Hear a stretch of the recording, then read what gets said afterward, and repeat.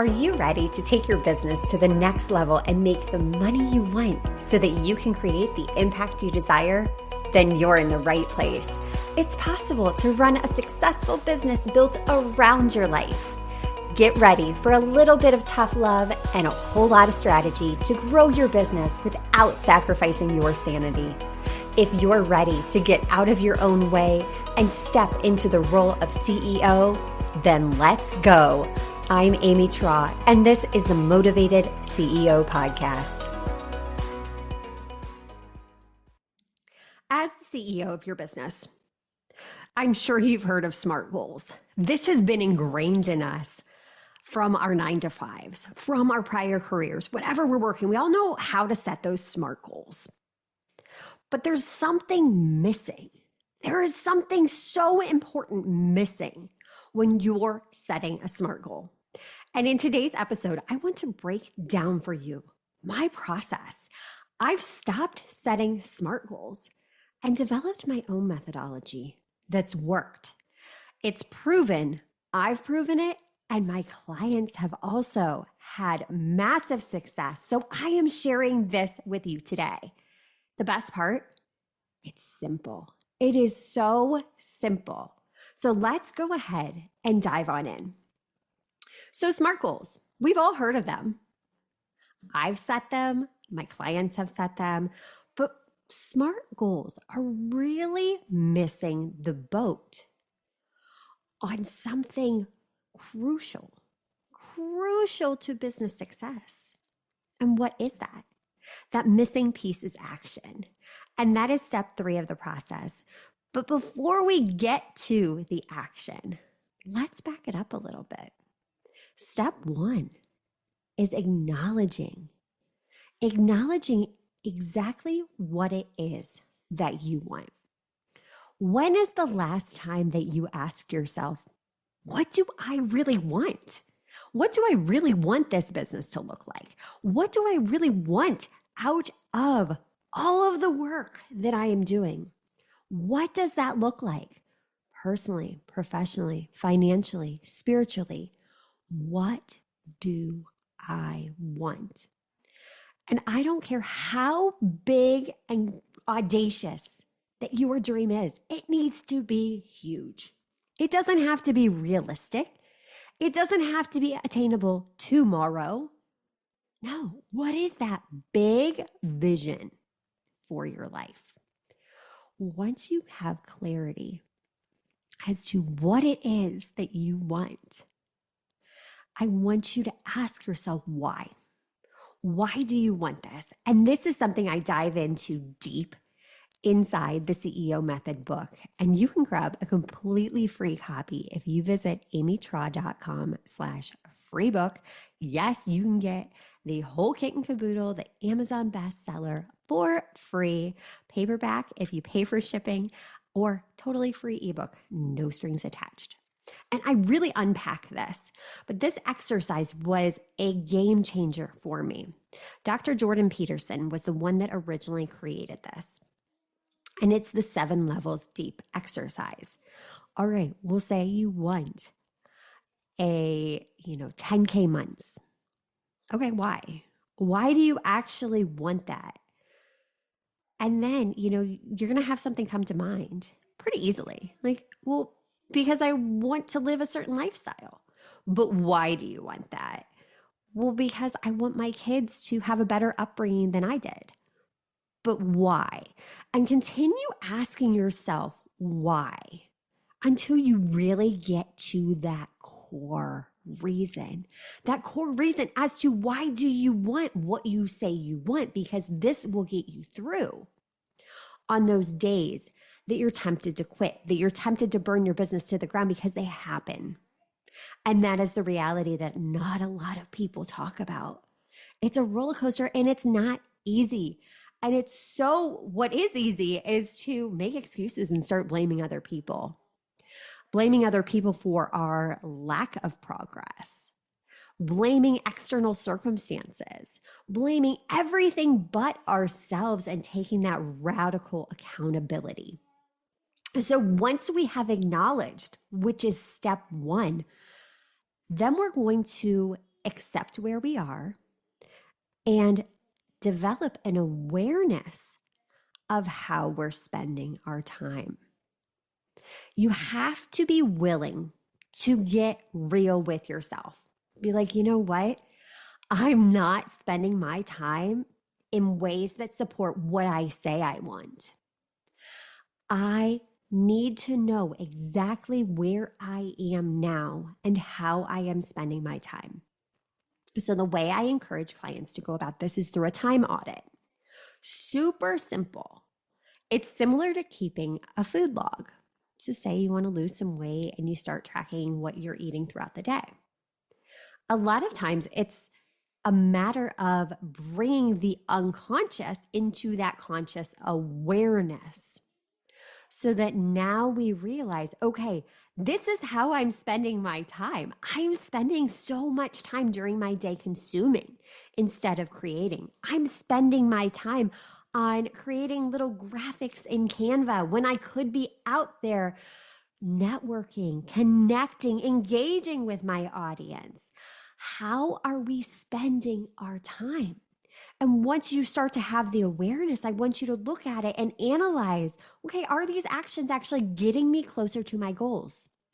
But the key is doing this in a way that's non-judgmental, because it's really easy to beat ourselves up and to say, oh my gosh, I'm spending my time like doing all of these things that don't matter. And that can really be triggering for so many people.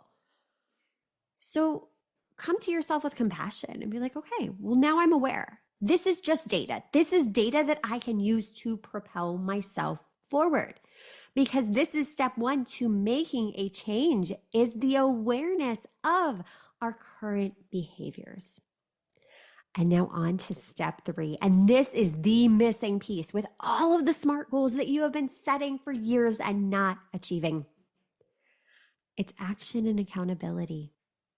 It is committing to that goal and taking action, keeping the promise you made to yourself, keeping yourself on track, having the discipline to show up when it's hard, to do the thing when it's hard. You know, if you go to a 9-to-5 job and you just decide, you know what, I don't want to work today, eventually you're going to get let go. There's a certain commitment you have to that company as an employee. Well, the same is true as the CEO of your business. You have to be willing to put in the work on the days that you don't feel like it. And that is a hard reality to face. And this is me giving you some tough love today. There were plenty of days when I worked in my outpatient therapy career that I sat in my car and I had to drag myself in there because I had a responsibility to myself, to my patients, to my family, that I had to do this in order to make money. So why are we treating our businesses differently? We don't have to. It's all a choice. It's all a choice. So an easy way to really start to know what actions you need to take is through a simple exercise. And this is something I started doing the beginning of this year and has really made a difference. And it's so simple. So you know your goal. If my goal is to do blank, then I need to blank.